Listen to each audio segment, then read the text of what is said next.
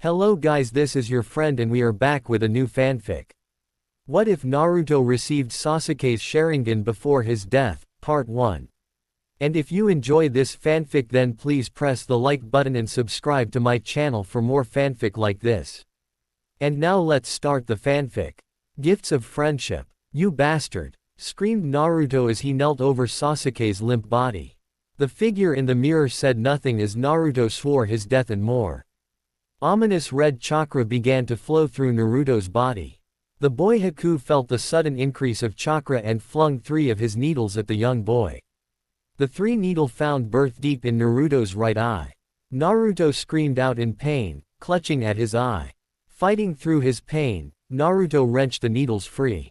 Blood flowed from his eye and down his face. Haku was a bit taken aback. The boy could still move. He was about to attack again when he felt a great surge of chakra. He gasped and halted his attack. Zabuza was in trouble. He fled the fight, allowing his crystal ice mirror's jutsu to collapse. Completely disregarding his fleeing, Naruto rushed to Sasuke's side. "Sasuke," he said. "Sasuke." The young Uchiha's eyes slowly opened, his newly discovered Sharingan shining bright. "Naruto," he said, "I'm going to die, aren't I?" Naruto shook his head violently. "No, you can't die," he said, pulling Sasuke's head into his arms and lap. "You have to restore the Uchiha clan. You have to kill that guy. I'll help, we can do it together, just don't die." "It's too late, Naruto," stammered Sasuke. "I can't feel my body, I can hardly breathe, he hit my lung. It's full of blood." "Naruto, I'm so sorry. I was so cruel. I was threatened by your quick growth, but some good came of that. We made each other better. We were good for one another. But now I must leave you. I'm sorry I can't help you anymore. We could have been great friends." Sasuke's Sharingan eyes came into focus, focusing on Naruto's closed right eye. "He hit your eye." Naruto nodded. "I don't think I'm going to be able to use it ever again, Sasuke," he said. A small smile played on Sasuke's lips. "Maybe I can help you one last time," he said. "Here." He slowly placed 2 fingers over his right Sharingan, the completed eye. Then with his left hand he made a C over Naruto's right eye, opening the wounded eye and touching the white his eye with his thumb and index finger. "Naruto, don't give up on your dream, become Hokage. Take my Sharingan, let my eye show you the path you must take. Naruto, we'll always be together. We'll always be friends." Transfer jutsu. Quote. Naruto heard himself scream as pain lanced through his eye again. It felt like he had the needle in it again, only this time they'd been heated cherry red. The pain was unbearable, and as soon as it began to lessen, Naruto collapsed next to his dead friend. Oh. The chakra pulsed in his hand, lightning blade. Named as such when he used it to cut a bolt of lightning in half. He glared at Zabuza, who was in the jaws of several of his ninja hounds. "I won't let you kill Tazuna, he's a good man with a good purpose," Kakashi said. "Your purpose, however, ends here." That said, he rushed at Zabuza, the Chidori sparkling in his hand. The flash caused by the attack hitting flesh blinded his for a slight moment before quickly vanishing. His eyes widened as he saw his victim. It was not Zabuza but instead the boy Haku. Kakashi's eyes turned to where the boy had been. His 2 male students lay lifeless. He wrenched his hand free of the corpse and leapt away. Zabuza was about to attack again when he heard a small chuckle. Kakashi looked to his left as Zabuza looked to his right. There stood Gato, surrounded by 50 men. "Well, this isn't going as planned," said Gato. "The idea was for you 2 to kill each there off. But you're both alive." Zabuza, "Sorry, but I can't have you on the payroll anymore, you're too expensive." Zabuza let out a small chuckle. "Well, Kakashi," he said, "our battle seems to be over. Now that I'm no longer in Gato's employment, we have no quarrel." Quote. "Guess you're right," said Kakashi. "However, the hounds of your have rendered my arms completely useless," he said, "and I have to make Gato pay for betraying me. Mind if I borrow your kunai?" he asked as he torn his mask off with his teeth. "Sure," said Kakashi and tossed one of his kunai to the demon of the mist. Zabuza caught the knife in his mouth and took off racing after Gato, his limp arms trailing behind him. Gato let out a small gasp before turning and fleeing into the ranks of his men. Zabuza followed him, cutting his way through them until he reached the other end. There he drove the kunai into Gato's chest, yanked it out and slashed him across the throat. Gato's body flew off the bridge and into the sea. As soon as Gato's body hit the water, a countless number of blades sunk into Zabuza's back. Zabuza turned and stumbled out of the mob, where he fell next to Haku. And died, staring the boy he loved like a son, in the eyes. Kakashi turned to the mob and watched as they came to terms with what had just happened. He knew that as soon as they realized they just lost their meal tickle, they would resort to more drastic measures, like raiding the village. They turned grumbling amongst themselves and started to advance on Kakashi. Just as they came close, an arrow sunk into the bridge. Kakashi turned and saw that the entire village had come to defend their home, and leading the pack was Arani. Kakashi smiled under his mask. Naruto, you've done it. He turned and faced the mobsters with the villager at his back. Seeing that they were outnumbered, the thugs quickly turned and left. Letting out a sigh, Kakashi pulled his headband over his left eye. It was over. He didn't know how right he was. Sasuke. Naruto. Came Sakura's distraught voice echo in his ears. Kakashi turned and ran to his students. Sakura, he said, and she turned and latched onto the front of his vest. Kakashi checked Sasuke first. Needles covered his body, including some in his left lung. He checked for a pulse. The last of the Uchiha was dead. Then he turned to Naruto. He was covered in needles as well, but when he checked for a pulse, he found one. It was faint but defiantly there. It was then he noticed Naruto's right eye had blood coming from it. Fearing the worst, Kakashi slowing opened the boy's right eyelid. What he found caused his breath to catch in his throat. There, in the right eye of Naruto Uzumaki, was a level 2 Sharingan. Oh. So that's that. I choose the right eye for 2 reasons. 1. Kakashi's Sharingan is in the left and I didn't want to copy it. 2. Because in the fight with Haku in the show and manga, that is the eye that is level 2, the left is only level 1. Broken. Naruto sat with his knees drawn up to his chest as he stared at a small stone headstone. He'd been here every day since the day he got back from the Land of Waves a month and a half ago. It was Sasuke's headstone. Here lies Sasuke Uchiha, last of the Uchiha, a friend forever. He'd read the inscription thousands of times. With his left eye, his right had been wrapped in bandages since the moment he'd woke up. Sasuke had given him the Sharingan, but he had yet to see it. Kakashi insisted he kept it wrapped in a secret. As far as the village knew, Naruto had been severely wounded in the battle against the rogue ninja Zabuza while defending Sasuke after he went down. The only people who knew the real truth were Sakura and Kakashi, not even the third knew. This of course brought more grief to Naruto, as many villagers saw the death of the last of the Uchiha his fault. He hadn't expected this. He had been getting treated better since making Genin. But now he was back to square one. Of course Iruka-sensei and Kakashi-sensei supported him as much they could, and Ayame and the old man at Ichiraku's helped a bit. Even old man Hokage visited him from time to time and even came to the headstone once and hugged him as he cried over his inability to protect a comrade. However, his biggest supporter, surprisingly enough, was Sakura. Yes, she had been upset and cried for a couple days. But she was nothing compared to Naruto. Naruto had been with Sasuke almost every day. They were in the Land of Waves training together, and even though neither of them had really wanted it, the root for a strong friendship had been planted. However, just as it seemed like that tree had began to grow, that root was ripped out. Sakura visited Naruto every day. She'd spend hours searching the village until she found him. Sometimes he would be in his apartment, which she now had a key for despite his protest. Sometimes he'd been on top of T. Hokage monument on the fourth's head, but most commonly he was here, at Sasuke's grave. Before Sasuke's death, Sakura had never ever seen Naruto cry. After his death, Naruto cried 2 or 3 times a week. After a while, Naruto stood and walked back toward the village.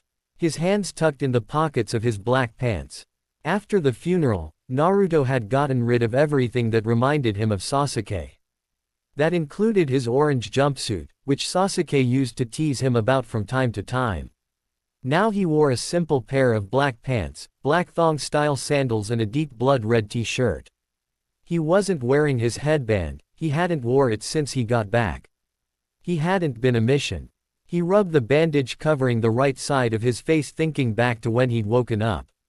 Flashback. Naruto hurt all over as he slowly opened his eyes, well one eye really, his other eye was covered in thick bandages. He slowly sat up and reached for the bandages, intent on taking them off. "Don't," came a familiar baritone voice. He turned to see Kakashi sitting in a chair next to him reading his book. "Your eye hasn't completely taken root and won't for the next 2 weeks. Leave the bandages on." Naruto let out a sad sigh and dropped his hands in his lap. A sad look on his face. "Sasuke is dead," said Kakashi. "I know," said Naruto flatly, tears sprung up in his left eye. "I couldn't save him, Kakashi-sensei, why couldn't I? I tried and tried. But everything I do I screw up. The graduation exam, your test that we only passed because of Sasuke, those stupid D ranks where I kept letting my pride get in the way and now, I've let Sasuke die." He sucked his knees to his chest, put his arms on his knees and cried. He couldn't remember how long it was for but, he knew it was a while. The whole time Kakashi stayed by him, knowing exactly what he was going through. Pride was the bane of many ninja, Kakashi included. Because of his foolishness and pride, Obito had died an unnecessary death. Now Naruto blamed himself for Sasuke's death. "Naruto," said Kakashi. Naruto looked up at him, his eye red and puffy. "Sasuke's death wasn't your fault. I know you, I've trained you for 6 months, I know you did anything and everything you could to save him. It hurts, believe me when I tell you I know what you're going through. But crying about it won't bring him back. It's okay to feel sad about losing him, but crying won't help." Kakashi said all this looking at the far wall. Finally he turned to Naruto. "However, on the reverse side of things, don't bear this burden alone either. Sakura and you are going through the same thing. Talk to her, talk to me, talk to all your friends back at the village. Don't just endure the weight of a lost comrade alone, it'll weigh you down and you'll let it take over your entire life. Naruto, Sasuke has given a great gift, don't let it go waste by blaming yourself. It'll tear you up. We'll help each other," Kakashi finished with a small one-eye smile. Naruto's face fell back to look at his hands in his lap. The door opened, causing Naruto to look up and see the last person in the world he'd wanted to face, Sakura Haruno. He'd expected her to start yelling and screaming and insulting him and making him feel terrible. However, as soon as she saw the broken and defeated look in his eyes, she crumbled. "Oh Naruto," she whispered as she came to his bedside and knelt down on the floor and wrapped her arms around his neck. "You did your best, I know you did. I'm so sorry Sakura," Naruto choked out, "I'm so sorry." He cried into her shoulder as she gently stroked his back and whispered that it was going to be okay. Tears sprinkled at the edge of her eyes, but she forced them back. She'd cried over Sasuke's body for 3 hours, now she needed to be strong for Naruto. The 3 days Naruto had been out had given her a lot of time to think. She hadn't been in love with Sasuke, she'd been in love with the idea of loving Sasuke. But when you boiled it all down, it was just a childhood crush. Sasuke was her friend first and now he was gone. But she'd watched at a distance as Sasuke and Naruto got closer and closer each day, despite how much they'd resisted. The teamwork they'd shown in their efforts to free Kakashi from Zabuza's water prison jutsu was a beacon of that friendship. And now, just as they both were finding their first true friend, Sasuke had been killed and it broke Naruto. Sakura refused to be weak right now, there would be time for that later. Right now Naruto needed what little strength she had to offer. Naruto struggled to get his sobs under control with staggered ragged gasps. "Shish, shish, shish," Sakura soothed, trying to help him calm down. "It's all right Naruto," she rocked him side to side as if he were a 3-year-old. Naruto finally got himself under control and went slack in Sakura's arms. She pulled back a little to look straight into his eyes. There was pain there but also gratitude. She had been there for him, not yelled at him, when he needed her most. "Thank you, Sakura," he rasped. She gave him a soft smile and hugged him one more time before standing up and leaving the room. Kakashi, who'd watched Sakura grieve over Sasuke's body for 3 days, let a small smile grace his features. They had come together when they needed each other most. "Naruto, stay in bed today, and if you're strong enough tomorrow, we'll send word for an escort back." Naruto nodded his head. Kakashi squeezed his shoulder and left the room. Naruto laid back down and let sleep take him. End flashback. When Naruto came out of his thoughts, he found himself on top on the Hokage monument. He pondered to himself just how long he'd been up here. The sun was going down now, but there was no telling how long he'd wandered aimlessly through the village until coming here. Deciding he'd stay a while and try to settle down, Naruto sat on the fourth's head and drew his knees to his chest. Resting his chin on his knees, he gazed out across the village. It had changed since Sasuke's death. The villagers were downcast, disheartened. The greatest of their clan was now forever gone, and with them, the Sharingan. He and Kakashi were the only one who still had it. "I thought I might find you up here," came a familiar feminine voice. Naruto turned to see Sakura walking towards him. She wasn't dressed in her usual pink dress, instead she wore a white blouse with black pants and her sandals. Her long pink hair was drawn up in a high ponytail and she wore a kind smile on her face, one Naruto had been seeing more and more of every day. "Hey Sakura," he said, turning back to face the village. Sakura's smile fell a bit. He'd been like this since they got back from the land of waves. She couldn't really blame him, but she kind of missed the old Naruto, the Naruto who yelled and made outrageous promises, the Naruto who wouldn't take being outdone by anyone, the Naruto whose face would light up when she walked into VIEW. Now he just acknowledged her presence and went back to brooding. She slowly walked to his side and sat on her heels, wrapping her arms around her knees. "How long you been up here?" she asked him. He shrugged. "I dunno," he mumbled, not looking away from village. Sakura's smile fell a bit more.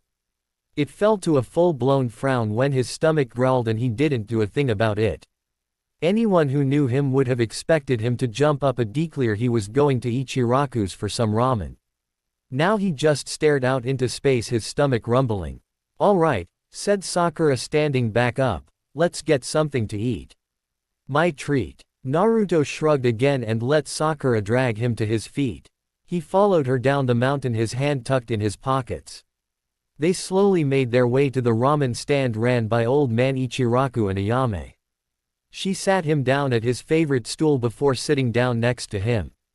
"Well, if it isn't Naruto and Sakura," said the old man. "Hey guys," said Ayame. "Hey," said Sakura, "one plain ramen and one miso ramen with pork." She'd been here enough with Naruto to know what he would want. Naruto had his arms crossed on the counter and his chin resting on his arms. Sakura frowned at him before turning to Ayame, who was leaning across the counter. "He's still down, huh?" she whispered, looking at Naruto's sulking form.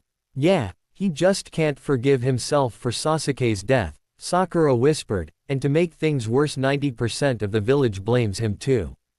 "Ayame, I was there too, but they don't blame me, so was Kakashi-sensei, and they don't blame him. They blame Naruto solely because of what he is, and it's not fair." Sakura could feel tears threatening, and was only able to fight them off because the food was ready and placed in front of them. Naruto simply picked up a pair of chopsticks and started to eat. Sakura watched him emotionless slurp down his noodles. "Oh Naruto," she thought before turning to her own ramen and slowly started eating her own ramen. They ate in silence, and as soon as he was done, Naruto stood up and tossed a few bills on the table and left. Sakura picked them up and put them in her back pocket with the intention of returning it to him later. Then she quickly finished her own ramen and reached her wallet. Chuki shook his head. "It's on the house, Sakura," he said. "You look after him, he needs you."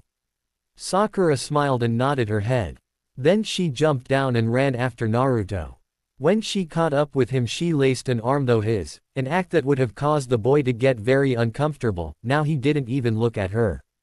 Trying to find a good conversation topic, Sakura looked up at the sky. It was late, the moon was high in the sky and the stars were out.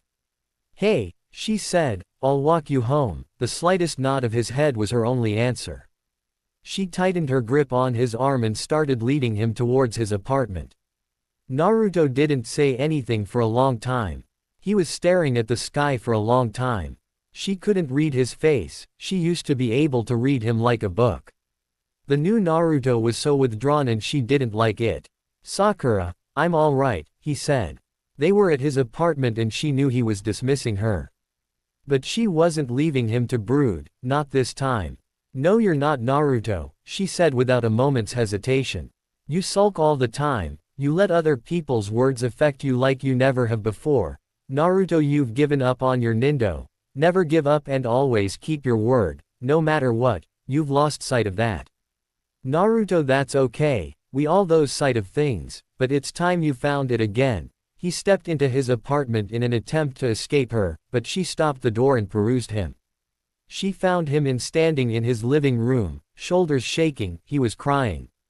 "I couldn't save him, Sakura, it's my fault he's dead," he said. "I should have done more, I just couldn't save him." He dropped to his knees, burying his face in his hands. Sakura raced to his side, taking him in her arms. "It's not your fault, Naruto," she soothed, "it's not. Haku killed him, not you." "Oh Naruto," Sasuke knew what being a ninja meant. He took that mission, he fought because he had a goal. "Naruto, he wouldn't want you to beat yourself up over this, as hard and cold as Sasuke wasn't, he wouldn't want you to blame yourself." By this point Naruto had his arms around Sakura, hugging her to him like she was his lifeline, the only thing anchoring him to the ground. Sakura pulled back and took his face in both her hands so she could look him right in the eye. "Naruto, let him go," she said, "put Sasuke to rest, honor him by fulfilling your dream, become Hokage." Naruto's crying slowly reduced to sniffles, then subsided altogether. "Here, let's get you to bed." She helped him up and led him to his bedroom. Once they got there, she sat him down on the bed and stood up. "You get changed, I'm going to get you something to drink." She turned and left, headed for his small kitchen and went through his cupboards looking for a glass. Once she found one, she filled it with water from the tap and carefully carried it back to his room. She found Naruto laying on his bed in his boxers. Averting her eyes, Sakura pulled the covers over his body and got him to sit up and helped him drink half the glass and set the rest down on his bedside table. "Get some sleep, Naruto," she said, "I'll see you in the morning." Naruto sagged back down under the covers and rolled onto his side. "Good night, Sakura," he said, a hint of the old Naruto in his voice. Sakura could help but smile. "Good night, Naruto," she replied before leaving his room. Out in his front room, Sakura located the clock. It read nearly midnight. She lived clear across the village. By the time she got back it would be 1 o'clock if not later. She stared at his couch for a minute before finally giving into her body's needs and collapsing into its welcoming embrace. Sleep took her quickly. Oh. Naruto woke the next morning with a raw throat and a sore face. He'd cried a lot last night and knew that without Sakura's help things could have gone very wrong. He climbed out of bed and located his pants. After pulling them on, Naruto downed the rest of the water Sakura had left of his bedside table last night and left the room. He walked into the front room to find Sakura asleep on his couch. He smiled a small smile as he remembered her words from the night before. She'd saved him in ways she would never realize. He turned to look at the clock to find that it was 11 in the morning, time for her to get up. Cautiously he knelt down and shook her shoulder. Sakura, it's time to get up," he said softly, trying not to startle her. After a few more shakes, her beautiful green eyes fluttered open. She stared at him for a minute before flushing and averting her gaze. Confused, Naruto looked down and saw that he was from the waist up. He mumbled an apology before rushing back to his bedroom and pulling on his shirt. He walked back into his front room, rubbing the back of his head. Sakura was still on the couch but now sitting up, smiling fondly at him. "Hey, thanks for last night," he said. She shook her head. "There's no need to thank me, Naruto," she replied. "You needed help and I was more than happy to give it." He nodded in thanks and turned towards the kitchen. "You hungry?" he asked. Yes I am, she said laughing. Well let's see if we can't find you something for you to eat, he said as he opened his small fridge. After some rummaging around he produced a tray of bacon. Care for some pancakes and bacon? He asked. Sakura giggled. You can cook? She asked. He shrugged. Kinda, he replied pulling out the rest of the things he would need. I just assumed all you knew how to cook was instant ramen, she said getting up off the couch and wrapping the heavy blanket she'd used the night before around her to shield her from the crisp winter morning chill. A ghost of a smile formed on Naruto's face before he shook his head. No, he replied, I dabble at regular cooking too, I'm still not very good though. He began to mix the batter as he turned on the stove to cook the bacon. Sakura moved up beside him and took the bowl of batter away from him. Here let me help, she said and began mixing as Naruto placed 4 strips of the bacon in the pan. They worked in comfortable silence for a while before Sakura finally broke it with an unexpected question. Naruto, why do you keep the Sharingan covered? She asked not looking up from the pan she was making pancakes in next to him. He took out the last strip of bacon and set it on the plate before turning off the burner and leaning against the counter with his arms crossed. To protect myself, was his answer. What do you mean? She asked looking at him this time. What would people say if they saw I had Sasuke's Sharingan? What would they do? She didn't need him to elaborate to know exactly what he meant. If people knew Naruto had the Sharingan they would assume he'd taken it from Sasuke, not received it as a gift. They would call for punishment. It was better this way. Leaving the topic alone for now, Sakura finished the pancakes and took the platter to the table. Naruto joined her with the bacon and they ate in companionable silence. After finishing their meal Naruto cleared the table and set them in the sink. I should probably get you home, he said. Sakura stopped dead. Home. She hadn't even considered how her parents would be reacting to waking up and finding out she never came back. And even worse, she'd stayed with Naruto, whom her father was less than fond of. She paled. Yeah, good idea, she said quickly going to put on her sandals. Naruto followed, stepping into his own sandals. They left his house and started navigate through the busy street of the Leaf Village.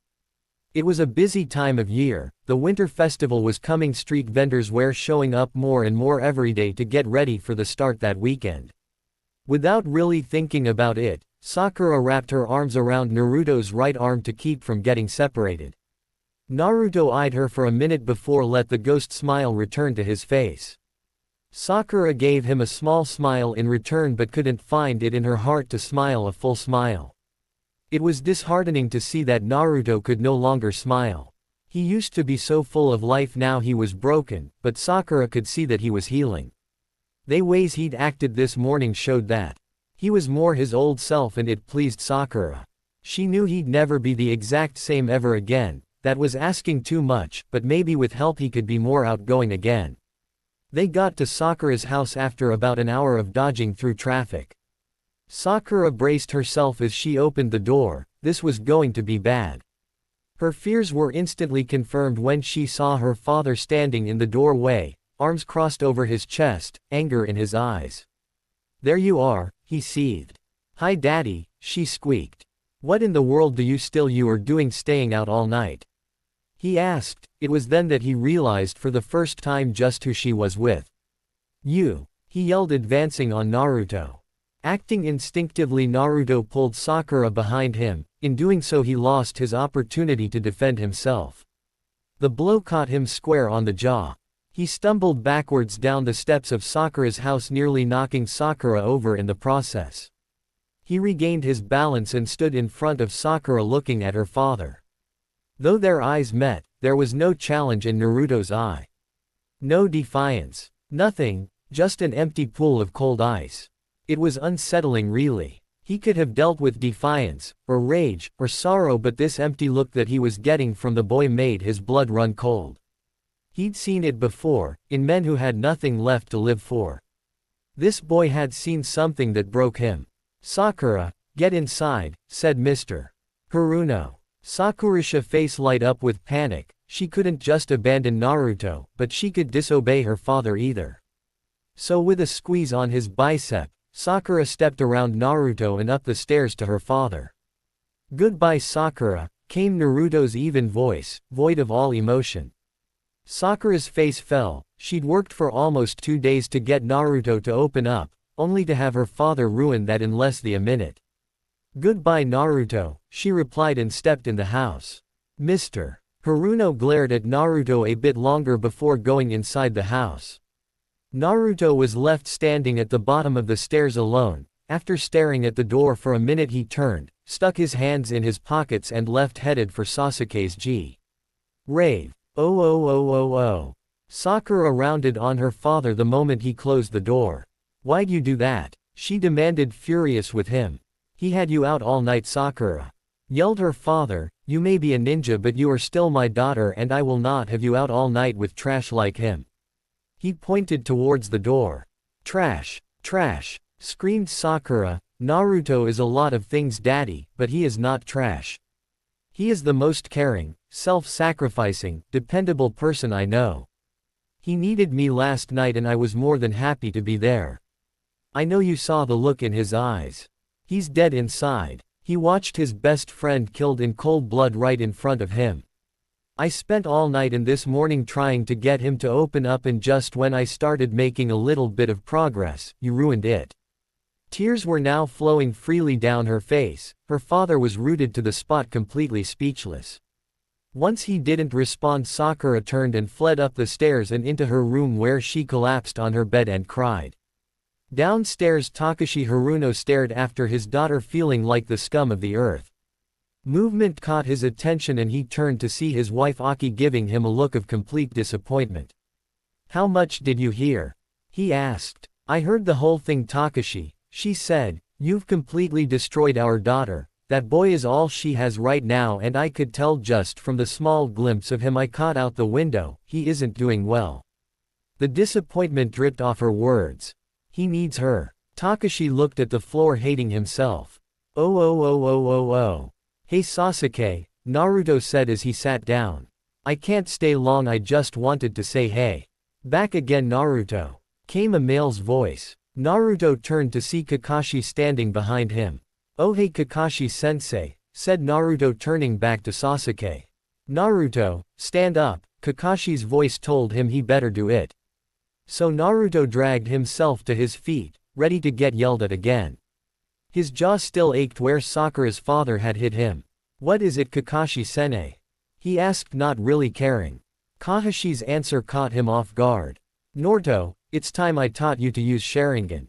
Healing. Damn it," he thought to himself as he raced through the trees. "I am so late, they're gonna kill me." He sped up trying to reach his destination on time. That was until he missed a step and went crashing down to the forest floor. Nursing a sore shoulder, he dragged himself to his feet and started to dejectedly walk, no longer caring he was going to be late anyway. He finally reached where he was going, a small clearing with a black stone on the eastern edge. He took in his surroundings. There were 2 people in the clearing, a girl who looked close to his age, with a great figure and the most amazing pink hair he'd ever seen. She wore a hot pink t-shirt and a black silk pants. On her feet were shinobi sandals and her headband was tied onto the top of her head, to hold her hair back.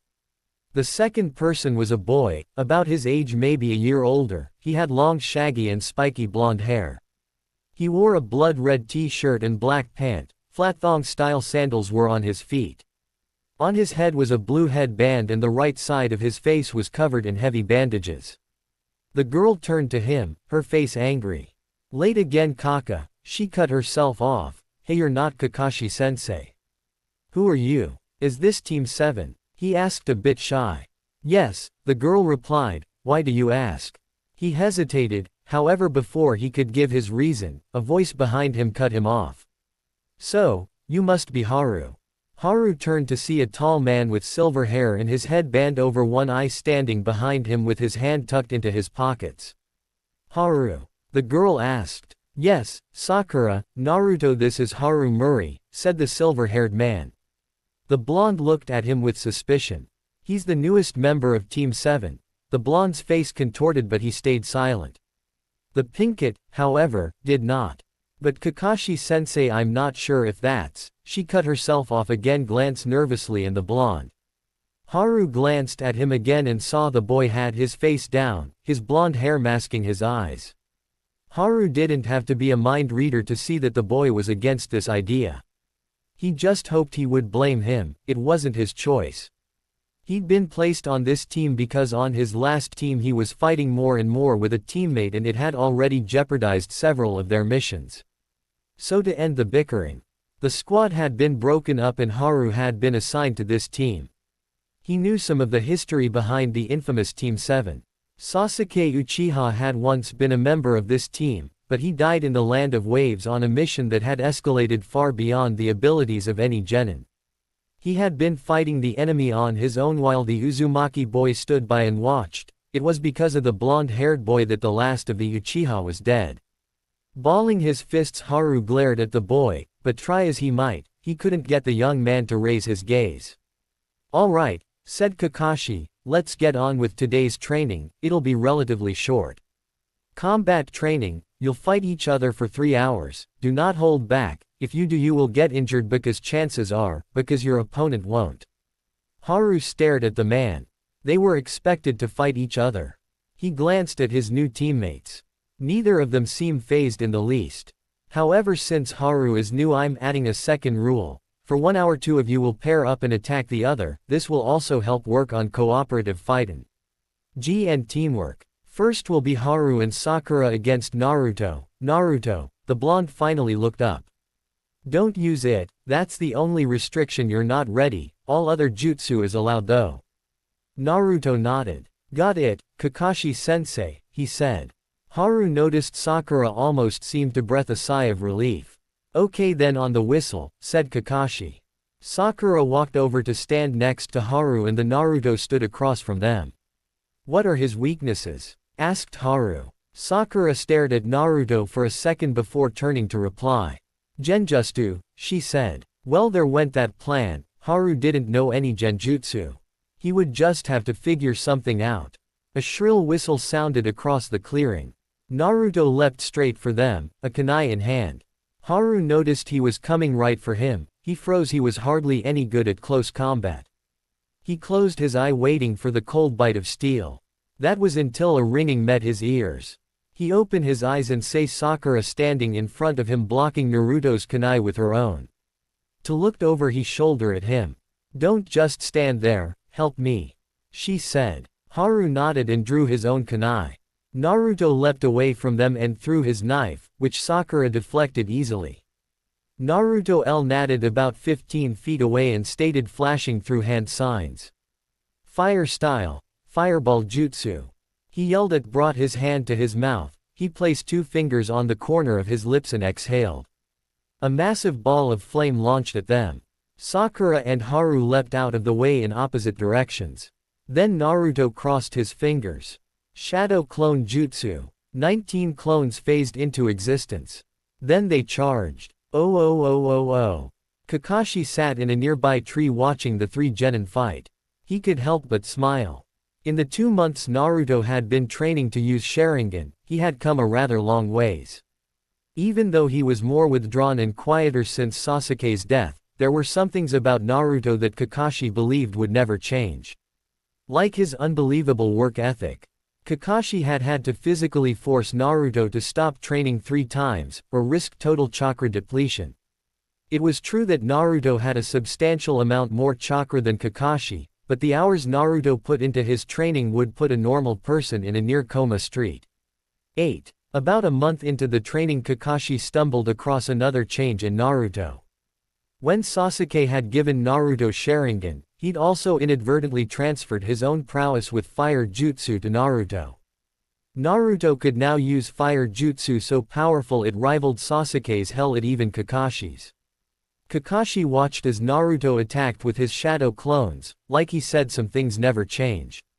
Like Naruto's ability to create a ridiculous amount of shadow clones. The 3 had battled for 45 minutes now, and so far, Sakura and Haru had been able to fight Naruto to a standstill. Though Naruto had improved in leaps and bounds, Sakura had improved quite a bit too. She said that her total inability to do anything against Zabuza and Haku had opened her eyes and she had committed herself to training, even joining Naruto and Kakashi at times when they were training with Sharingan. The buzzer went off. "Alright, switch," yelled Kakashi. Naruto and Haru vs. Sakura. The transition was flawless. Naruto and Sakura just leapt into the air and switched places. They resumed battling. Sakura struggled a bit more than Naruto did. But that was to be expected. Naruto was the strongest genin on their team. Haru on the other hand, well. Flashback. "You wanted to see me, Lord Hokage?" asked Kakashi stepping through the door to the Hokage's office. "Ah yes Kakashi," said the Hokage, "I have news for you." "What is it?" asked Kakashi curious. "I've found a replacement for Sasuke on your team," he replied. Kakashi had been afraid of this. "Lord Hokage, I don't," started Kakashi, but the village leader cut him off. "You don't think Naruto is ready," he said. "Kakashi, we need Team 7 up to full strength again. We need you to start taking missions again. Here, this is a dossier on your new student." Kakashi took the papers from the Hokage and began to flip through them. "You can see why I put him on your team." "Yes, this boy," said Kakashi, "is terrible. Only 5 successfully completed missions, all D rank, he has almost no fighting skill, his scores were worse than Naruto's." Quote, "Exactly," said the Hokage, "he's quite behind, and since you have 2 of the most advanced genin of their generation, I was hoping they could rub off on him." Kakashi saw his reasoning but still wasn't sure it was a good idea. "Lord Hokage, Naruto won't like this, he doesn't want to replace Sasuke," said Kakashi. "I'm afraid he would just push Haru away." But the Hokage was having none of it. "Kakashi, I've made my decision," he said. Kakashi bowed. "Yes, Lord Hokage," he replied and turned. "We'll have a training exercise tomorrow. Please have him meet us at Training Field 7. The Hokage nodded. End flashback. Kakashi had been right. Naruto wasn't working with Haru at all. He was fighting Sakura on his own. Haru was being fort behind. Oh. Naruto threw 3 more kunai at Sakura as he flipped over a branch and launched himself at Sakura. Haru stood on the ground watching, not believing what he was seeing. Naruto was good, really good. Naruto dropped to the ground in a crouch, his left knee bent, his right leg straightened out to the side. He looked over his shoulder. "You plan on helping anytime soon?" he asked Haru. Haru hesitated. Naruto scoffed and raced at Sakura. "Why'd I even ask?" He leapt at Sakura, aiming a kick at her head. She ducked it. He landed behind her. She turned and swung at his head. Naruto leapt backwards, landing on his shoulders and kipped right back to his feet. He threw a roundhouse at her head, which she spun under, drawing a kunai. Naruto drew his own kunai and parried the incoming attack. They stood locked like that for a couple seconds before a buzzer sounded. "All right, last switch," said Kakashi from his tree. "Sakura and Naruto vs. Haru." Naruto heard Haru gasp. Sakura and Naruto stood side by side before looking at each other and nodding. Naruto threw 3 shuriken. Haru gasped again and leapt to his left. Naruto and Sakura sprinted at him, Naruto leading. Naruto dropped to one knee and delivered a hard straight right to Haru's stomach. Haru doubled over and stumbled backwards several feet. Sakura jumped onto Naruto's shoulder and leapt into the air. She caught Haru in the side of the face with a hard kick. Haru flew another several feet to his right and landed hard on his back. Naruto jumped into the air, spun a couple times and fell straight at Haru, his right leg bent. Haru rolled to his right and avoided the deadly knee, which landed only a couple inches from his face. He leapt to his feet. Sakura ran at Naruto, who was still in his crouch. Placing a hand on each of his shoulders, she cartwheeled over him and caught Haru with each of her feet. Naruto jumped to his feet and rolled across Sakura's back. He brought a right punch down on the top of Haru's head, snapping the young boy's head down, then delivered a left uppercut directly into his face. Haru hit his back hard, his breath rushing from his lungs. He laid on his back looking up at Naruto and Sakura, who were standing over him. Neither breathing really hard. "That's enough," came Kakashi's voice. "We're done for the day." meet at the bridge tomorrow, we have a mission. Naruto didn't say anything as he turned and started to leave. Sakura gave Haru a glance before turning and leaving as well. It didn't go unnoticed by either Kakashi or Haru that neither offered to help him up. Kakashi sighed. Naruto left the training field with his hands in his pockets. He didn't even seem to notice Sakura walking with to him, both her arms wrapped around his upper right arm. He just stared at the ground, putting one foot in front of the other. Sakura frowned. Since that day 2 months ago, Naruto had fallen even deeper into himself. The only time he seemed to open up was when he was training. Whether it was with her or Kakashi, it seemed to help, but the second it ended, he would shut them out again. She knew where he was going without him even telling her. "Hey Naruto," she said, "once you get done visiting him, come find me. I'll be in the town market, okay?"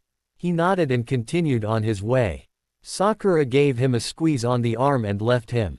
Naruto kept walking, letting his feet guide him. His mind traveled to the boy they'd trained with. What right did he have to replace Sasuke? He was terrible. Sasuke was 100 times better.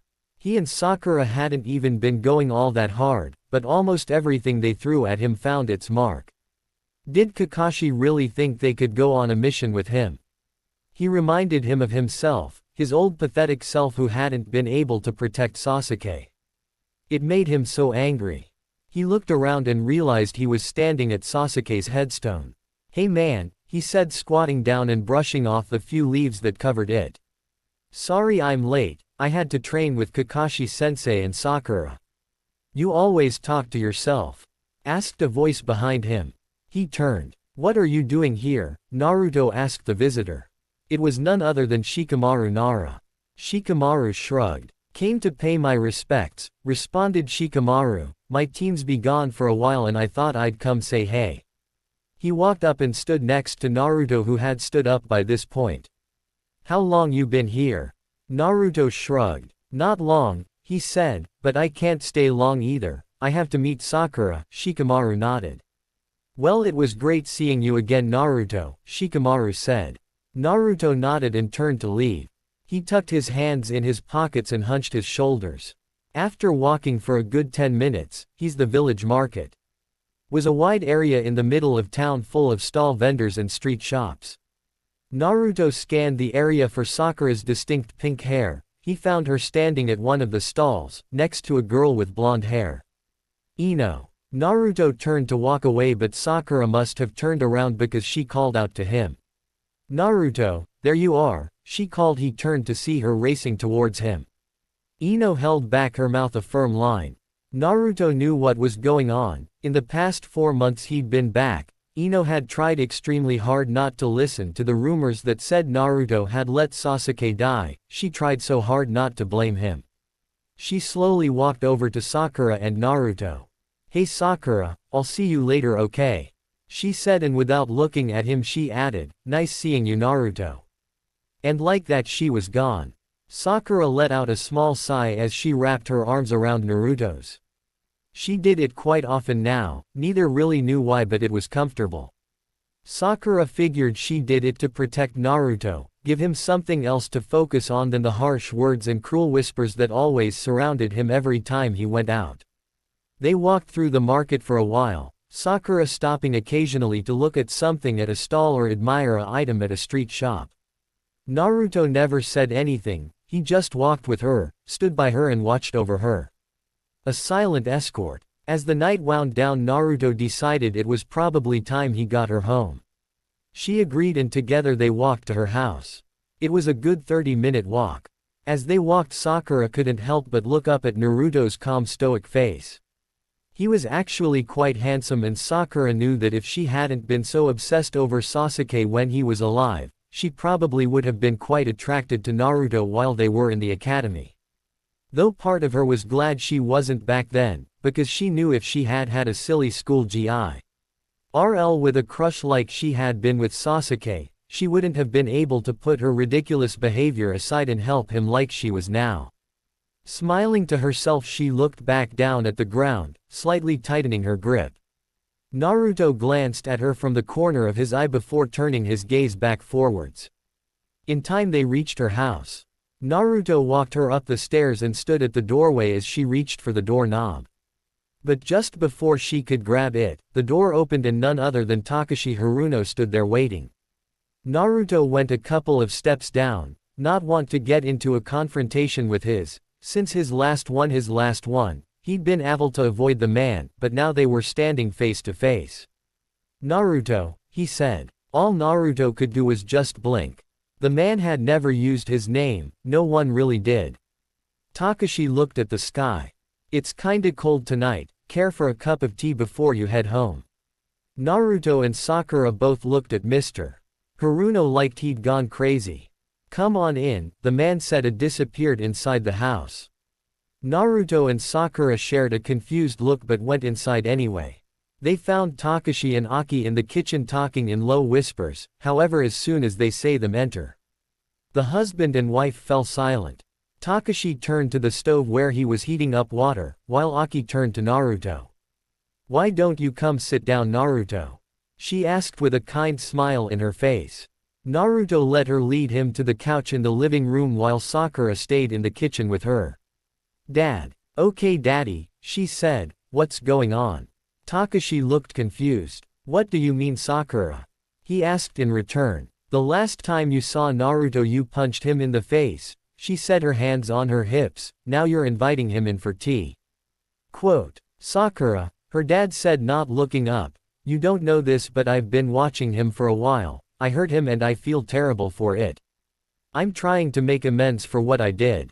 Sakura was silent for a long time. You promise daddy? She asked. Because Naruto doesn't need people messing with him right now, he's bad enough as it is. I promise Sakura, he replied, a bit taken aback at how protective his daughter was of the boy. Sakura seemed to accept that and moved to help him finish with the tea. Once they had 4 steaming cups of tea, they left the kitchen and went into the living room where Sakura found a very uncomfortable Naruto sitting on the couch playing with the hem of his t-shirt, a nervous habit of his. She handed him his tea and sat down close next to him, their hips almost touching. So Naruto, I meant to ask you, why do you wear those bandages? Asked Takashi, genuinely curious. All the Harunos saw the boy stiffen. I'm sorry, I didn't mean to make you uncomfortable. Naruto shook his head. It's all right, he said, but didn't provide an answer. The 4 drank their tea in relative silence. Naruto would shift every now and then, trying his best not to be rude, but he couldn't help but feel like he was being examined by Sakura's father. He would take nervous glances at Sakura but she would just smile at him. After they finished their tea, Naruto stood up to take his leave. Quietly thanking them for the tea, he made his way for the door, stepping into his sandals. Sakura walked with him and as he opened the door she put a hand on his shoulder to get his attention. He turned to look at her. She was smiling, a small smile, but a genuine smile. Then she stood on her toes and gave him a small kiss on the cheek. A small smile ghosted his own mouth and her turned and left the house. Oh. Naruto leaned against the railing of the bridge, his arms and ankles crossed. Sakura was next to him sitting on the railing looking at the water. Their newest member Haru was across from them, cross-legged on the bridge. Is Kakashi-sensei always this late? He asked. Yeah, pretty much, said Sakura, not looking from the water. Naruto nodded in agreement, not looking at him. Haru let out a sigh, looking back down at his lap. He'd been trying all morning to connect with his team. The beating he'd took the day before showed just how far behind he really was. They had worked completely together, all without saying a single word to one another. He sighed again. Naruto was watching Haru from under his bangs. He watched as he took out a kunai and a whetstone and started to sharpen it. He snatched his hand back and stuck his thumb in his mouth. He'd cut himself. The boy was terrible. When he had first arrived today, Naruto had had every intention of telling him he wasn't wanted and to go away. But something had held him back. He had been the same way once. Flashback. But there are 3 of us, that's what you said, yelled Naruto from where he was tied to a post. We're all on this squad and we're all in it together, said Sasuke, his look of defiance ever present. End flashback. A small smile played on his lips. Dead for half a year, thought Naruto, and still showing me up. Naruto had been tied to a post and his team had been told not to feed him. Yet Sasuke knew they would need to work as a team, and if Naruto was hungry it would hurt the team. The same was true here. Haru was weak and behind, that hurt the team. He had to do something. He straightened and walked over to the boy and knelt down in front of him. Haru looked at him curiously. Naruto picked up his abandoned kunai and whetstone. "Here," he said, "when you're sharpening a kunai, hold the whetstone like this." He showed him the proper grip, that way you don't have to worry about cutting yourself. Haru stared at him. "Don't look at me, try it." Haru took the kunai and whetstone from Naruto and gripped it that he had showed him and started to sharpen the blade. He smiled as he continued. Sakura couldn't help but smile as she watched over her shoulder. Naruto was opening up. It was so nice to see him open up to someone besides her. Last night she'd laid on her bed for hours thinking about the small kiss she had given him. It had taken a lot of courage on her part, but that small gesture of the caring she had for him had seemed to help him a little bit. This morning when they had met at the bridge, he had given her a small smile. She was brought out of her musing by Kakashi walking on the bridge. "Hey," he said. Sakura let out a sigh. "You're late again, Kakashi-sensei," she said. "Sorry about a black cat crossed my path so I had to take the long way," he said. Sakura shook her head. Did he even realize he used the same 4 excuses over and over? "I'm sure you did," she said, not feeling like arguing and ruining her good mood. "Well, let's get going," said Kakashi, turning towards the Hokage tower. Haru put his kunai and whetstone away and made to get up, yet he saw a hand palm up being held out to him. He followed the arm and saw Naruto looking down at him. With a small grin, Haru took his hand and let him pull him to his feet. Sakura had to smile again. Naruto was getting there, true as wasn't there yet. But it's a long road to a healed heart, and Sakura would be there for him, every step of the way. Teamwork. Naruto let out a long sigh as he sat on one of the 3 pillars in Training Field 7. They'd been here for 3 hours waiting for Kakashi. This was getting a little ridiculous. Naruto had even gone to Sasuke's grave early so he would be on time. It was supposed to be really important. And Kakashi was late, again. Naruto put his elbows on his knees and his chin on top of his interlaced fingers. His gaze fell Haru where he laid on the ground a few paces away. He had his fingers interlaced behind his head and his legs crossed at the ankles. They'd come a long way in the month they'd been together. Naruto and Sakura had been trying to integrate Haru into the team. Flashback. Naruto and the rest of Team 7 walked next to the large caravan they had been charged to protect. Naruto and Haru on one side, Sakura and Kakashi on the other. They were in charge of escorting it to the capital from the land of tea. The caravans had been being attacked by bandits lately and they were in need of escorts. Naruto walked with his hand in his pocket staring at the ground. He'd come a long way since watching Sasuke die. He was able to interact with his team, he even smiled from time to time now. But he still visited Sasuke every day. He didn't think a day would go by for the rest of life that he wouldn't. He just couldn't let his teammate go. Sasuke had always been there, even in their academy days. Naruto was always striving to surpass Sasuke. Then when they were put on the same team, Naruto was both angry and relieved. Angry because it would give Sasuke even more chances to show him up, but he was relieved as well because he had a strongest person in their age to measure himself against. Now he had no one. He'd been using Kakashi, but it was hard to see your own growth when going up against a Chunin as a genin. The gap was just too large. Naruto was brought out of his brooding when he caught a glimmer to his left. In an instant a kunai was in his hand. He deflected the knives that were thrown at him. Sounds of metal striking metal on the other side of the caravan told him that Kakashi had ran into a similar problem. Naruto watched as 3 bandits stepped out of the shadows of the trees, katana in hand. Naruto glanced at Haru and saw he also had a kunai in his hand. His hand was trembling. "Haru," he said, causing the boy to look at him, "we can do this together, just stay with me and watch each other's back, got it?" Haru gave him a quick nod and looked back at the enemy. Naruto switched his one-eyed gaze back at their attackers. In a flash he threw the kunai at the men. It found a home in one of their shoulders. Then Naruto ran at him in a low stance, Haru hot on his heels. Naruto hit a baseball slide and slid through the man's legs before leaping to his feet and racing at the man behind him. He heard a gurgle and knew Haru had done his job. Naruto pulled the two kunai of his hips and ran straight at the second man. He blocked the katana strike with the kunai in his right hand and turning his back on the man he plunged the kunai in his left hand into the man's left side. The man's eyes bulged as Naruto turned to face him, yanking the kunai out and dragging the kunai. That hand blocked the katana across both the man's jugular veins. He fell to the ground, bubbles of blood bursting from the slash in his throat as he struggled for breath. It would end soon. If he didn't bleed out from the wound across his neck, he would die drowning on his own blood as it slowly filled his punctured lung. Naruto turned to look at the last man and saw Haru had already engaged him. He was holding his own, but Haru's strength was not close combat. Naruto ran at them throwing a kunai, which the man only avoided because he leapt out of the way of Haru's attack, otherwise it would have sank into the side of his head. Naruto continued to run at the man as he turned his back on his. It was clear he was completely unaware of Naruto's presence.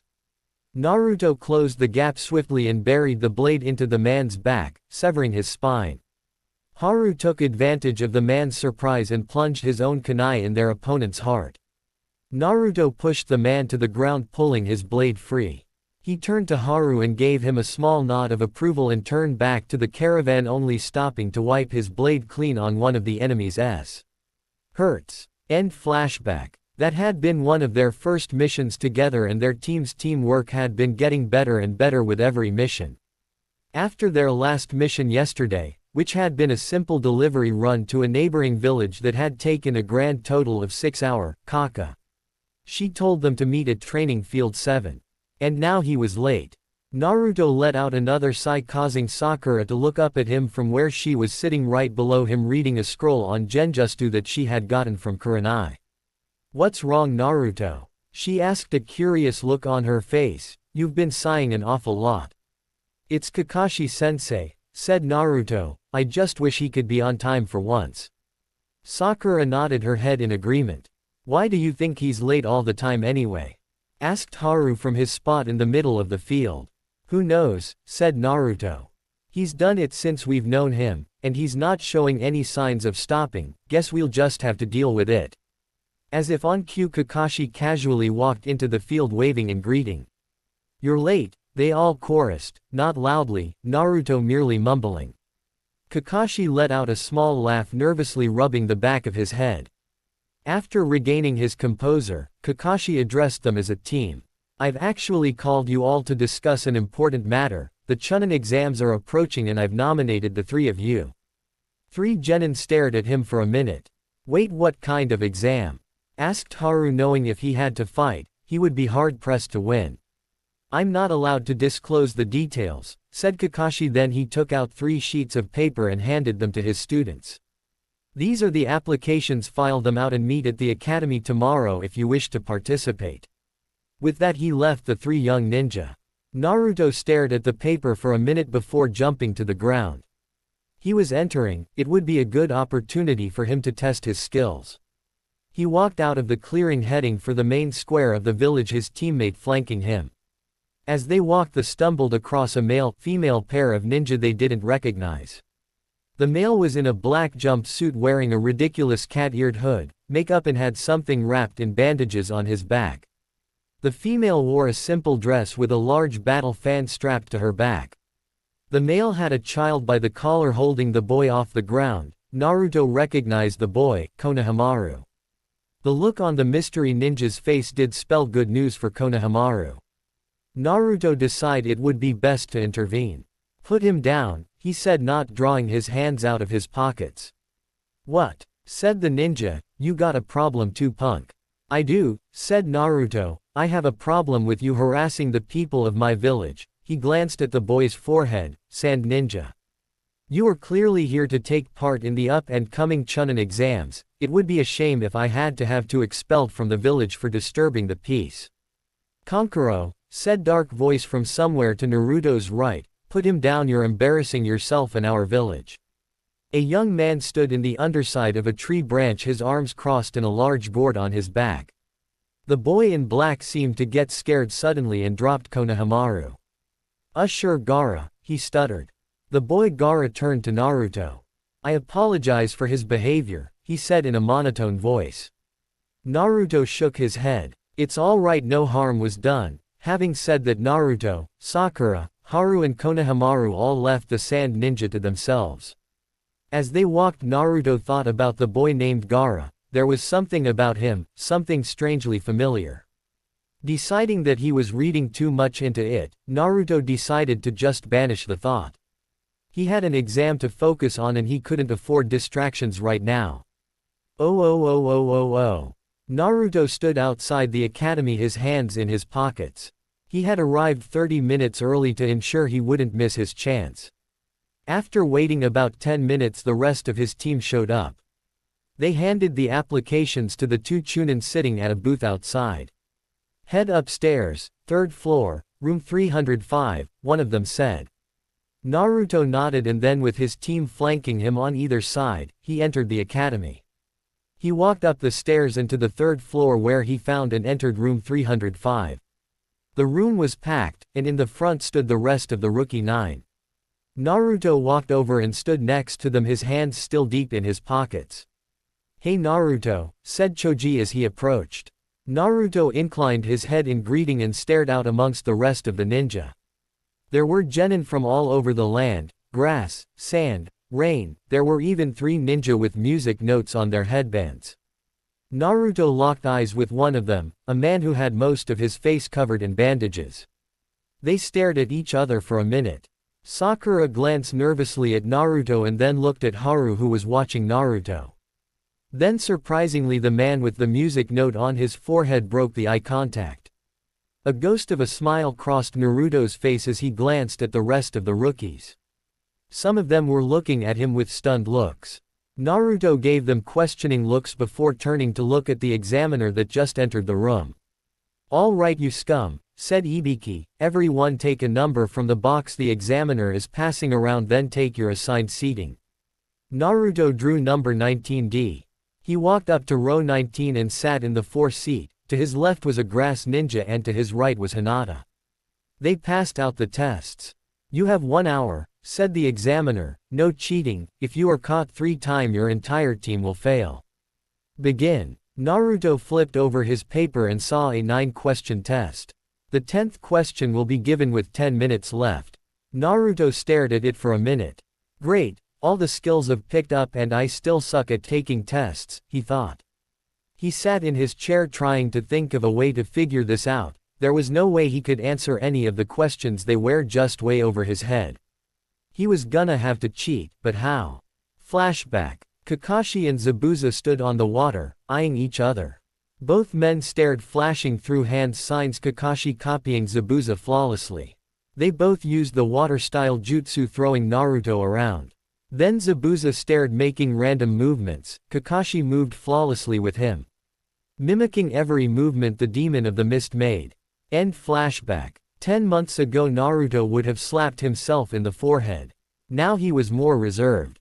He started subtlety scanning the room for potential candidates. Through a sheer stroke of luck, the man right in front of him was writing lick.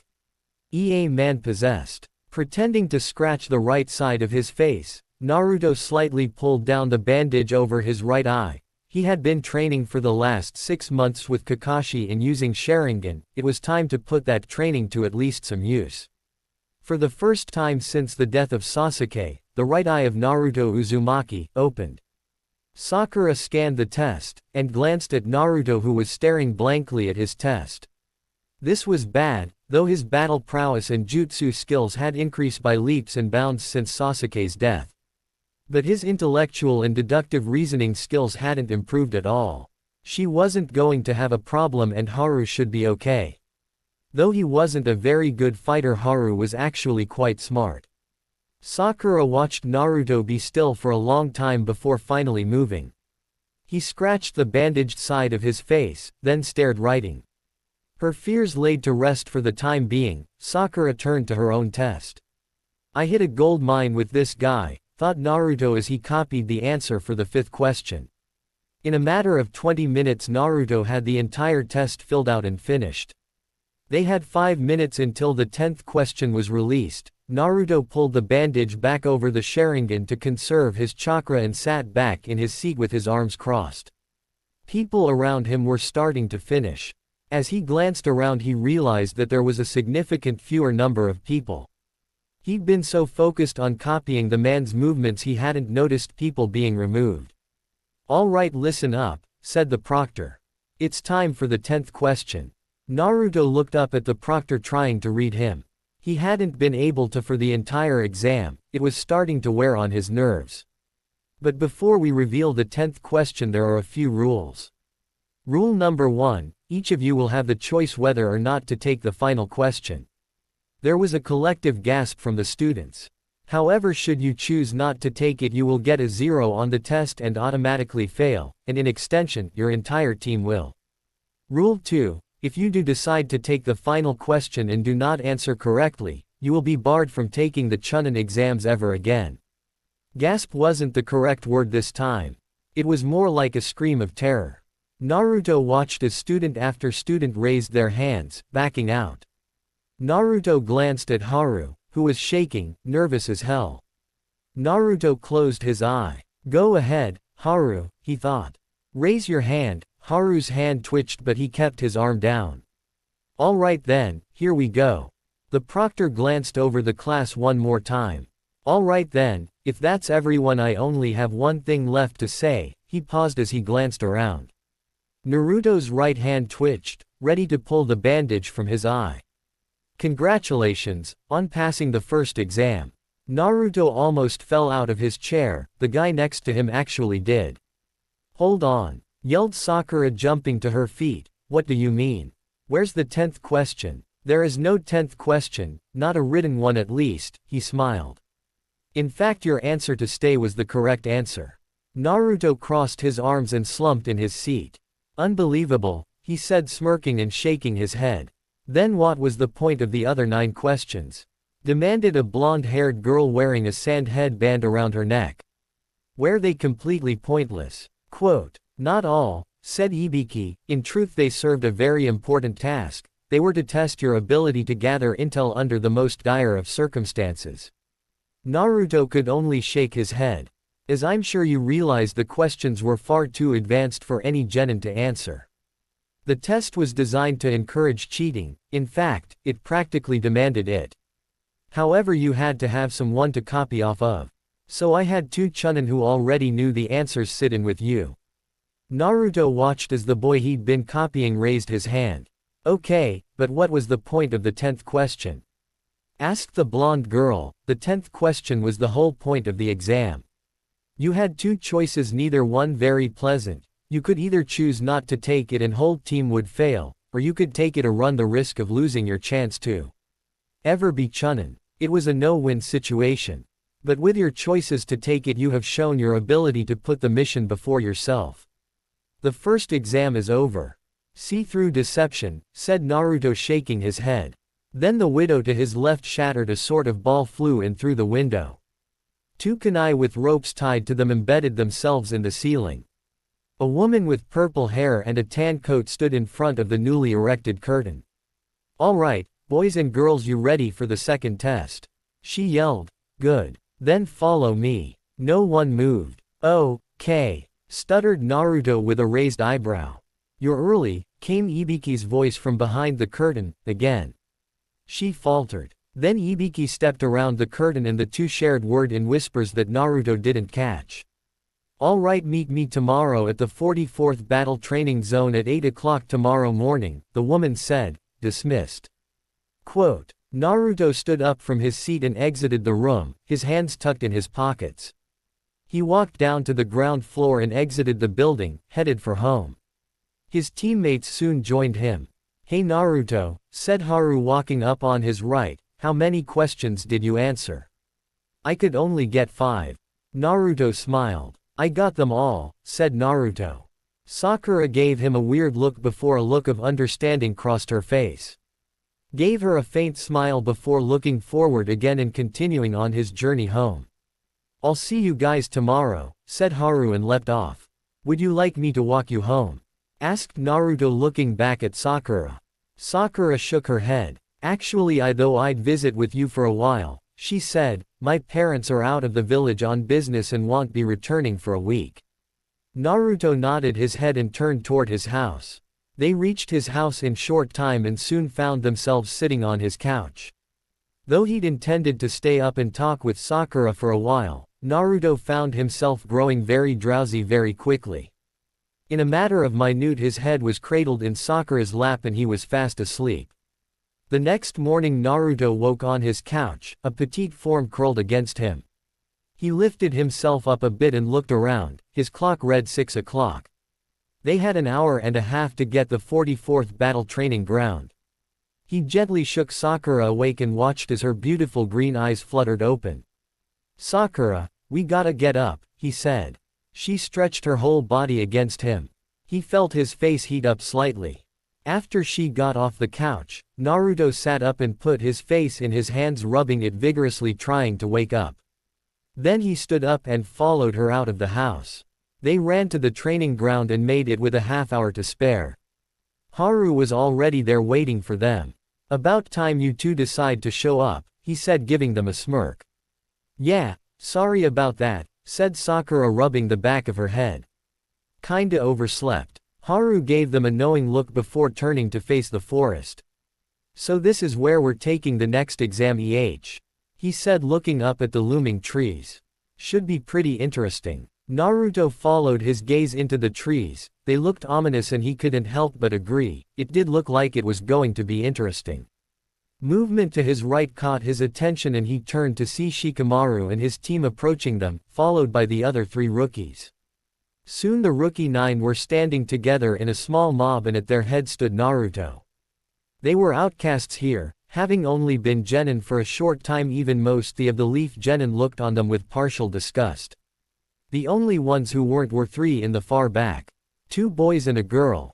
Team Guy, led by the child prodigy Neji Hyuga. Naruto turned to face his own team and the rest of the 9, forming a small circle.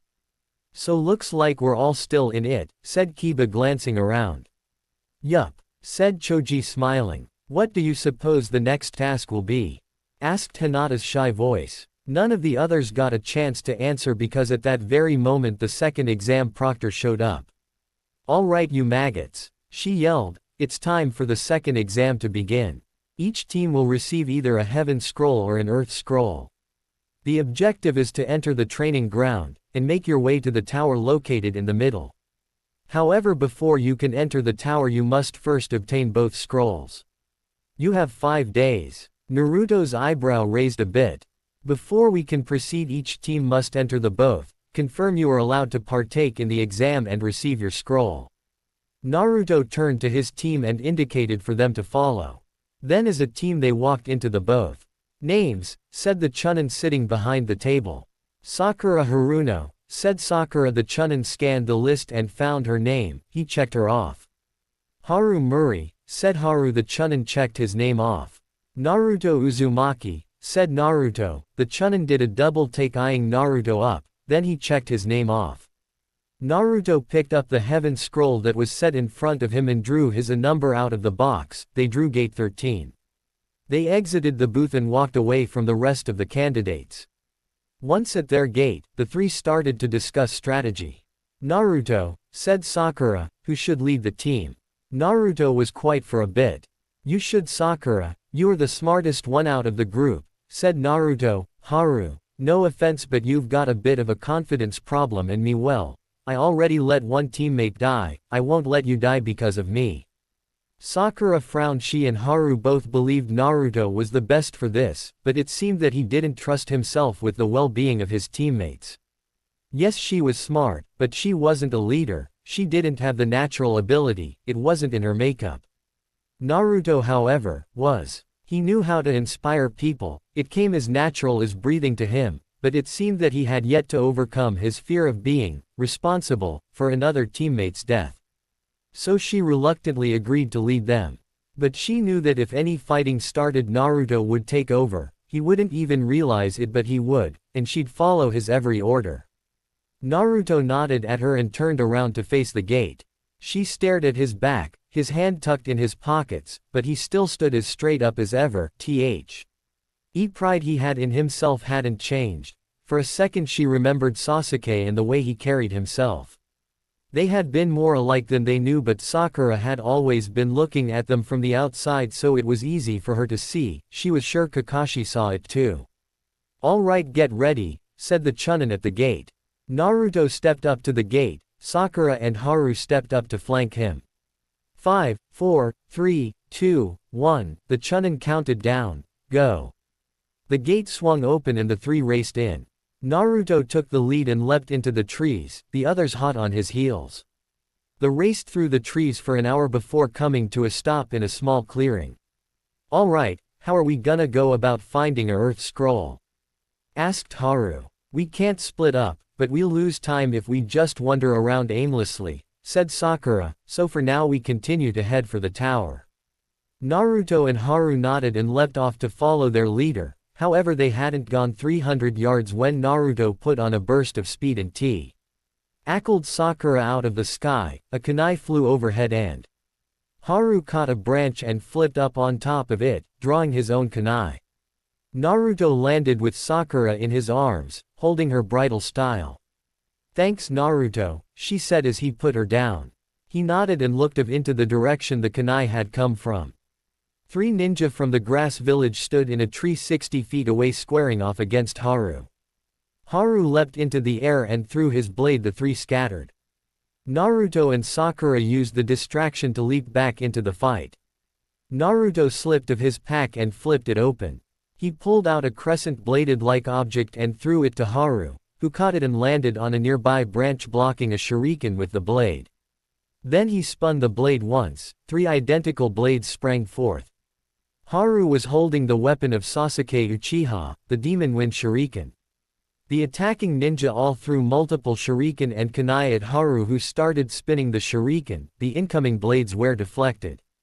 Then Haru threw the spin blade at the 3 ninja. They all leapt out the way. Haru leapt in pursuit of one. Sakura stopped the ninja pursuing Haru with a head kick to the head. Naruto jumped after the third. Haru landed in front of the ninja he'd pursued, another kunai in his hand. The grass ninja drew his sword and attacked Haru. Haru sidestepped the attack, plunged the kunai through his hand, pinning him to the tree. Then Haru stuck his hand out and caught the demon wind on its return path, continuing rotation. He passed the blades through his neck, severing his head from his shoulders. Sakura landed in a crouch and launched herself at the grass ninja. She punched him in the face and followed up with a knee to his stomach. Then she drew a kunai and he drew his sword. She attacked him with a stab which he dodged and trapped her arm between his body and his arm. He tried to cut off her head, but she dropped down and grabbed his leg. She pulled it out from under him. He lost his balance and fell from the tree. Sakura dove after him, her blade held in a reverse grip. They both crashed to the ground. Her blade pierced his chest and heart. Naruto and his opponent face each other, neither moving, neither breathing. The grass ninja twitched. Naruto started his hand signs. Fire style. Fireball jutsu. He breathed the huge flame at the grass ninja, who dropped of the tree branch and fell to the ground. Naruto dropped down after him, drawing his 2 kunai off his hips, holding them in reverse grips. They landed on the ground and the grass ninja ran at Naruto. He delivered an overhead slash intent on cleaving Naruto in 2. Naruto blocked the blade with his kunai. Then he shoved the ninja away and took up the ground. He delivered stabs through each of the man's biceps, then plunged the blades into his thighs. The man screamed in pain. Naruto ripped one blade out and drove for the man's chin. The enemy ninja caught Naruto's wrist and tried to hold off his attack. Naruto put the palm of his other hand on the end of the kunai and pushed up. The two struggled against one another, but the man's wounded arms quickly gave out. Naruto drove the kunai through the man's bottom jaw and into the roof of his mouth, and then the blade pierced his brain. The man suffered the most unbearable pain known to possible, then he died. Naruto wrenched the blade free and kicked the corpse over. He turned to look at his other teammates, they were both fine. Haru had the demon wind in his hand and was in the process of wiping it clean.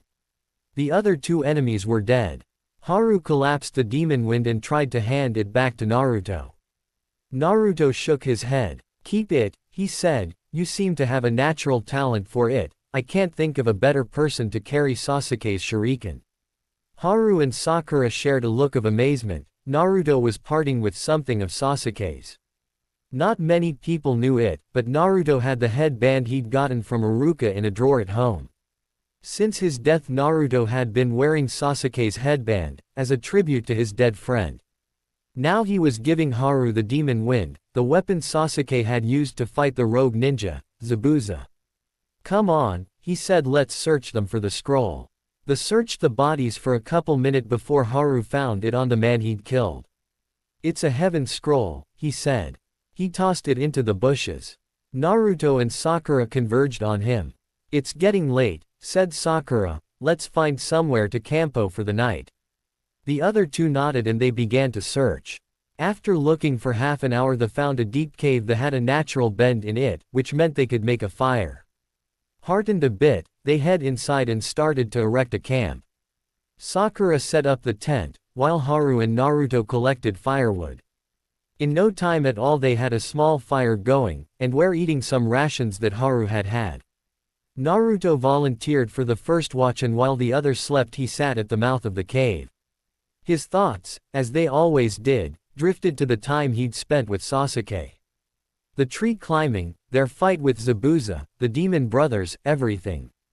It had been annoying to see Sasuke outclass him at every turn, but at the same time it had inspired him to try even harder. The bond of friendship and brotherhood that had been forming between them was like something he'd ever felt before. But then his thoughts drifted to Haru. They were growing closer. He'd meant what he'd said about the demon wind. He'd wanted Haru to keep it. Haru would never replace Sasuke. Haru knew this, Naruto knew it, Sakura knew it. But Haru had earned his own spot on Team 7, they were now a 4-man squad. The spirit of Sasuke is the guardian angel, always looking over them and guiding, showing Naruto the path to the title of Hokage, just like he'd said. It was that line of thinking that caused Naruto to remember his other startling discovery. Flashback. "Come on Naruto," said Kakashi, "just relax and watch my hands." Naruto took in a deep breath and opened his right eye, watching Kakashi. Fire style. Fireball jutsu. Kakashi let the huge ball of fire fly into the air. "Now follow me this time," he said. Naruto cleared his mind and let his instincts take over, just like Kakashi had instructed. Fire style. Fireball jutsu. They said as one. Naruto's was as big as Kakashi's, causing the Chunin to gasp. "Amazing," he said. "What?" asked Naruto. "It would seem that not only did Sasuke give you Sharingan, but the Uchiha's unparalleled control of fire jutsu as well. The Nine Tails seems to have adapted your body to use Sasuke's DNA." Naruto let out a gasp. "What does that mean?" he asked, suddenly slightly afraid. "Don't worry, you're still you," said Kakashi, "you just have a little bit of Uchiha blood in you, know." Quote. End flashback. Since then Naruto had been improving on his fire jutsu, and he was getting quite good at it. He was working on a few others that he had yet to perfect. All in all, his skill in ninjutsu was improving, and that to very good taijutsu, and you had yourself a pretty good ninja. He wanted to learn genjutsu, and Kakashi said he would be able to learn a little as he got better with Sharingan, but he wasn't a genjutsu type, so the genjutsu he could learn would be very limited. A few hours later Haru relieved Naruto so he could get some sleep as well. Naruto walked deeper into the cave and entered the tent to find Sakura sleeping comfortably in her bedroll. Naruto slipped into his, which was to her right, and laid on his back with his hands crossed under his head. Sakura rolled over and curled up against him, resting her head on his chest. Naruto, focusing on her presence, slowly drifted off. When he awoke again, Sakura's warm body was gone. He sat up and looked around the tent. Sakura was gone, but Haru was there, sleeping with his back to Naruto. Naruto brushed the top of his bedroll off his legs and left the tent. Once outside he stretched and made his way to the tent entrance. Sakura was sitting there on watch. She turned to look at him as he approached. "What time is it?" he asked her. "Almost dawn," she replied. "We should probably get moving." Naruto nodded and went back into the tent where he woke up Haru, and together they collapsed the tent and put it back in Sakura's pack. Naruto carried her pack out to her as he threw his own across his back. Haru's pack seemed to have vanished. "Haru, where's your pack?" asked Naruto. "Don't have it anymore," answered Haru. "I didn't have anything else in it, so I made it into this." He held up an sort of carrier and Naruto saw that the demon wind was in it, the ring sticking out the top for quick access. "Ah, I see," said Naruto, impressed. "Well, we better get moving." They leapt into the trees. Little did they know that they were being followed. Dosu, Kin, and Zaku watched their targets leap into the air and off into the trees. Lord Orochimaru had said to target them, to test their might. He had something planned for the village and waited to see how well the genin in the village were being trained. Kakashi's Team 7 had the most promising candidates in the year batch of rookies, so they were the targets. They'd been watching them all night, trying to see if they could find a weakness to exploit, but so far they had found nothing. So they would trail them, and wait for the right moment to strike. Naruto, Sakura, and Haru had been on the move all day and were nearing the tower. They were currently taking a break by a river. Naruto knelt on its bank, washing his face in the cool stream when he felt the hair on the back of his neck stand up. He searched his surroundings for danger but couldn't find any. Thinking that maybe it was just fatigue, he decided to let it go for the time being. He returned to his teammates who were currently trying to devise a way to obtain an Earth Scroll. It was then that Naruto saw them. Sitting in a tree 50 yards behind them were the enemy ninja. Careful as to not give away that he was aware of their presence, he walked to his teammates and knelt down next to them. "We're being watched," he whispered. "Don't react, but there are 3 enemy ninja 50 yards directly behind Haru." The other continued to act as if he had said nothing, but where they were drawing a map of the surrounding area, they both drew check marks, indicating that they understood. The attack would have been fatal, had the 3 not already been aware it was coming. The lead man, a man wrapped almost completely in bandages, landed where they were drawing their map. The 3-leaf ninja dove towards the river and rolled to their feet, weapons in hand. Naruto had his 2 kunai, Haru wielded the demon wind, and Sakura had a kunai in her hand. "So," said the mummy man, "you were aware of our presence all this time."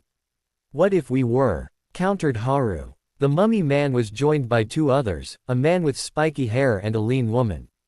All 3 wore headbands with musical notes on them. "I'm curious," said the mummy, "what kind of scroll do you carry?" "You see, we carry this Earth Scroll." He held up the Earth Scroll. Their reactions gave them away. "Ah, so you need this Earth Scroll to go with the Heaven Scroll you carry. How about a deal? We both lay our scrolls on the ground, and then we fight. Whoever wins, get to take both scrolls with them."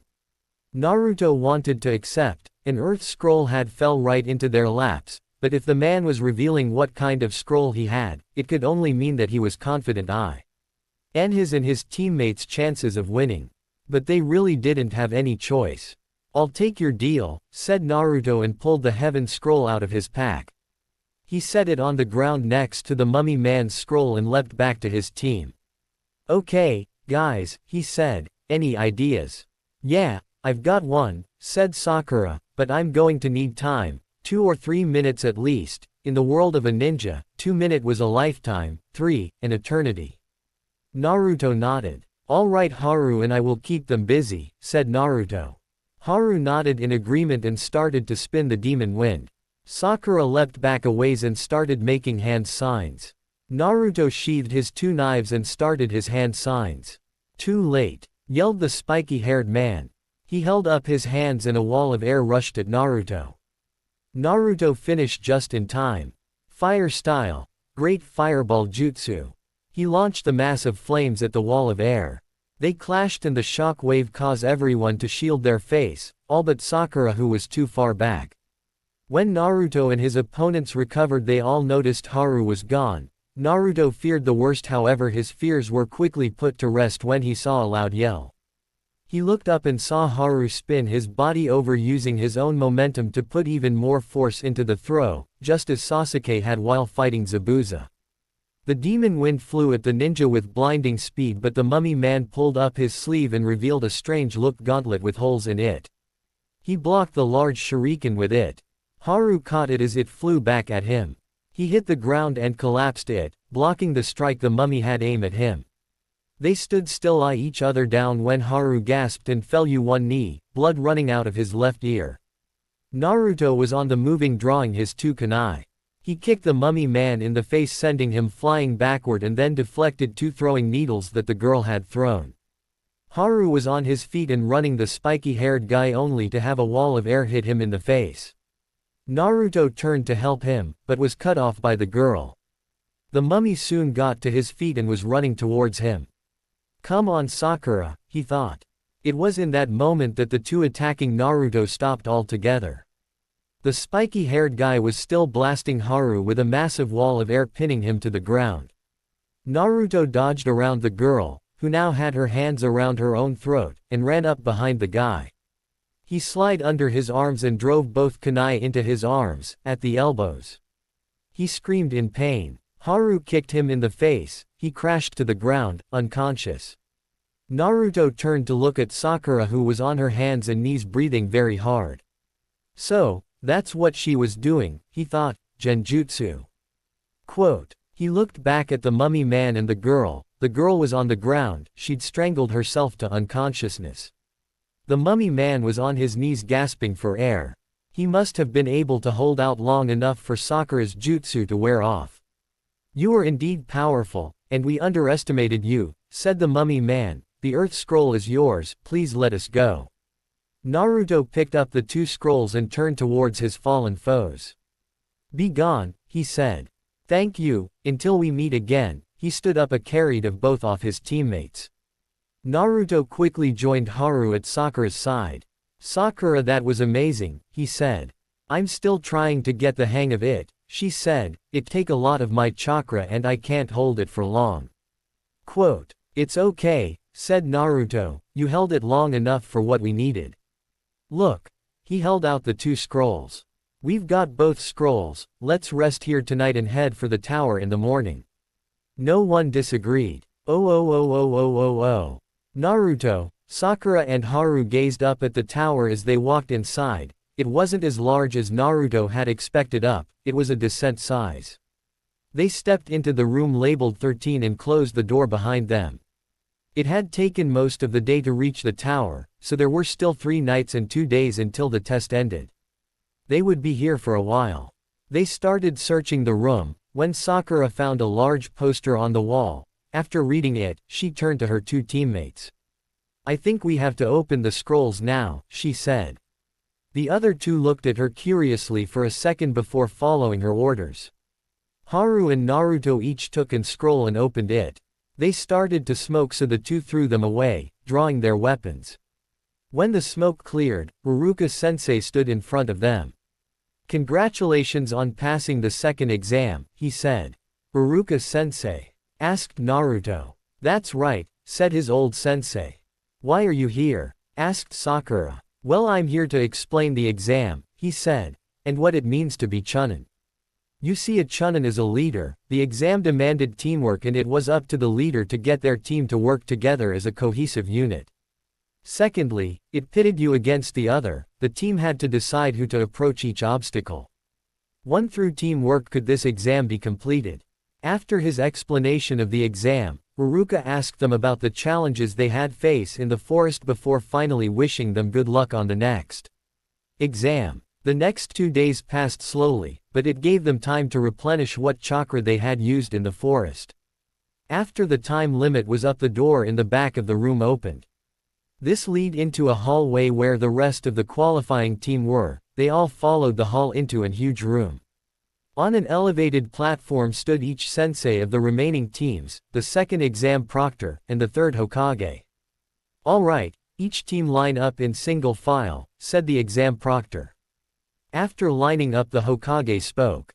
First off, I'd like to congratulate each and every one of you on reaching the third exam, he said. As he spoke, Naruto glanced around. Shikamaru and his team made it, Kiba and the others too. The team from the Sand Village, and the Sound team that had fought Naruto and his team.